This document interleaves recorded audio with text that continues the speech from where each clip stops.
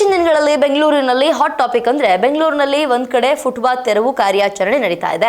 ಇನ್ನೊಂದು ಕಡೆ ವ್ಯಾಪಾರಸ್ಥರು ಆಕ್ರೋಶವನ್ನ ವ್ಯಕ್ತಪಡಿಸ್ತಾ ಇದ್ದಾರೆ. ನಾವು ಈ ಜಾಗ ಬಿಟ್ಟು ಬೇರೆ ಕಡೆ ಹೋದ್ರೆ ನಾವ್ ಏನ್ ಮಾಡೋದು, ನಮ್ಮ ಜೀವನಕ್ಕೇನು, ಇದರಿಂದನೇ ನಮ್ಮ ಮನೆ ನಡೀತಾ ಇರೋದು ಅಂತ. ಇದ್ರ ಮಧ್ಯೆ ಸಚಿವ ಕೃಷ್ಣ ಬೈರೇಗೌಡ ಕೂಡ ಬೀದಿ ಬದಿ ವ್ಯಾಪಾರಿಗಳು ಹಾಗೆ ಸಂಘಟನೆಗಳ ಜೊತೆ ಸಭೆಯನ್ನ ಮಾಡಿದ್ರು.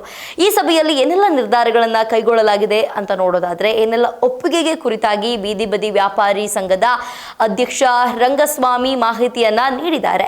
ರಾಜ್ಯ ಬೀದಿ ಬದಿ ವ್ಯಾಪಾರಿಗಳ ಒಕ್ಕೂಟಗಳಿಂದ ಫುಟ್ಪಾತ್ ತೆರವು ವಿರೋಧಿಸಿ ಫ್ರೀಡಂ ಪಾರ್ಕ್ನಲ್ಲಿ ಪ್ರತಿಭಟಿಸುವಂತಹ ಮೂಲಕ ನಮ್ಮ ವ್ಯಾಪಾರಕ್ಕೆ ಸೂಕ್ತ ಸ್ಥಳ ಒದಗಿಸುವಂತೆ ಹಕ್ಕೊತ್ತಾಯ ಮಂಡಿಸಿದ್ದಾರೆ. ಈ ಬೆನ್ನಲ್ಲೇ ಬೀದಿ ಬದಿ ವ್ಯಾಪಾರಿಗಳ ಒಕ್ಕೂಟದ ಮುಖಂಡರ ಜೊತೆ ಸಚಿವ ಕೃಷ್ಣ ಬೈರೇಗೌಡ ಮಹತ್ವದ ಸಭೆಯನ್ನ ಕೂಡ ಮಾಡಿದ್ರು.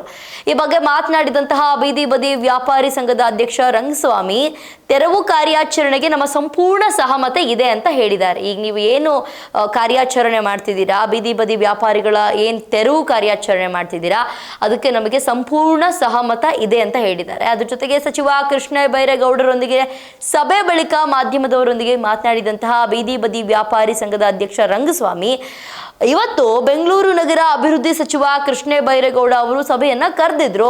ಸಭೆಯಲ್ಲಿ ನಮ್ಮ ಕಷ್ಟ ಗೊಂದಲಗಳಿಗೆ ಪರಿಹಾರ ನೀಡುವುದಾಗಿ ಕೂಡ ತಿಳಿಸಿದ್ದಾರೆ.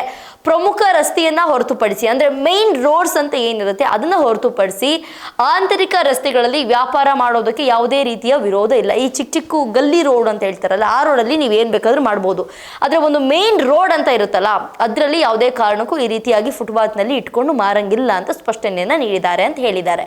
ಅಷ್ಟೇ ಅಲ್ಲದೆ ಆದಷ್ಟು ಬೇಗ ವೆಂಡಿಂಗ್ ಝೋನ್ಗಳ ವ್ಯವಸ್ಥೆ ಕೂಡ ಕಲ್ಪಿಸಿಕೊಡೋದಾಗಿ ಹೇಳಿದ್ದಾರೆ. ಹಾಗಾಗಿ ಸಚಿವ ಕೃಷ್ಣ ಬೈರೇಗೌಡರ ತೆರವು ಕಾರ್ಯಾಚರಣೆಗೆ ನಮ್ಮ ಸಂಪೂರ್ಣ ಸಹಮತ ಇದೆ ಅಂತ ರಂಗಸ್ವಾಮಿ ಅವರು ಹೇಳಿದ್ದಾರೆ.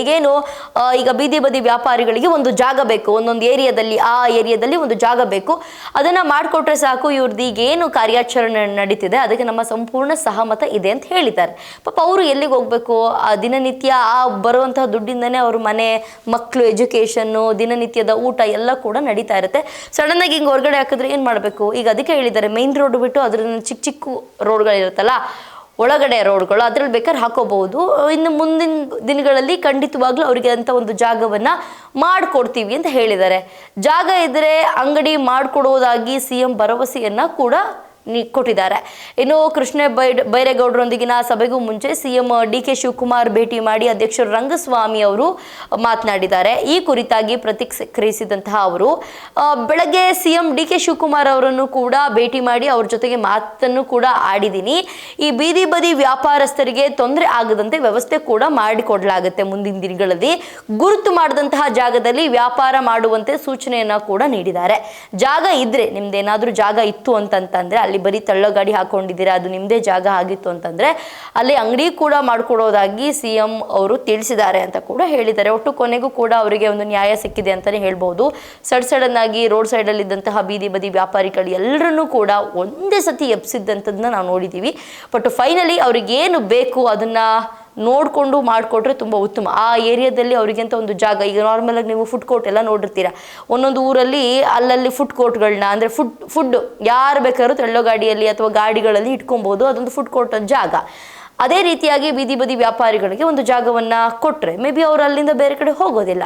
ಸೊ ಒಂದು ಕಾದು ನೋಡ್ಬೇಕಿದೆ ಏನೆಲ್ಲ ಆಗುತ್ತೆ ಅಂತ ಹೇಳ್ಬಿಟ್ಟು. ಇದಾಗಿತ್ತು ಇವತ್ತಿನ ವಿಶೇಷ. ನೋಡ್ತಾ ಇರಿ ಸ್ಪೀಡ್ ನ್ಯೂಸ್ ಕನ್ನಡ, ಸುದ್ದಿ ನಿಮ್ಮದು, ವೇಗ ನಮ್ಮದು.